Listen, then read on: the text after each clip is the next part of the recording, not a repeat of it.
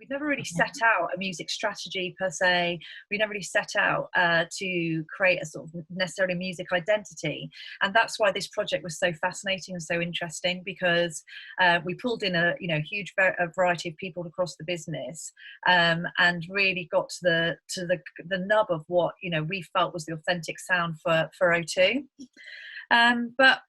So in terms of sonic branding, it is an area we haven't defined at all, but we started to see a range of channels that consumers interacted with us expand, which we talked about earlier, and new technologies coming into play. So it was really important that we created this sonic identity.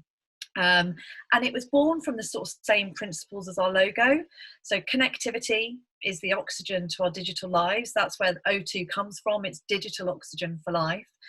So the sonic branding really built on that idea of oxygen, and it's played out through the use of human breath, which hopefully you picked up on that little clip that you just heard, that it starts with this sort of intake of breath. And that's what I really loved about it, is when we were working through it in the creative process, that sense that we're a band that's about live experiences. We're a brand that's all about experiencing all that life has to offer. And the way that we do that is through, these great sponsorships that we have.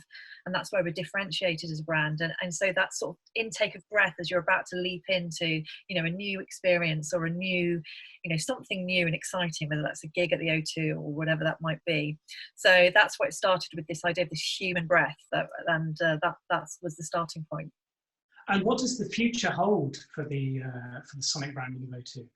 Yeah, I mean, it's on our marketing communications now. So it's on our end frames we're using in TV, radio, etc., etc. And that certainly the intention is that we will move that through into all of our user experiences. So if you imagine when you open the Priority app, Priority is the way that you access tickets and experiences through O2. So you open that will feature the sonic identity.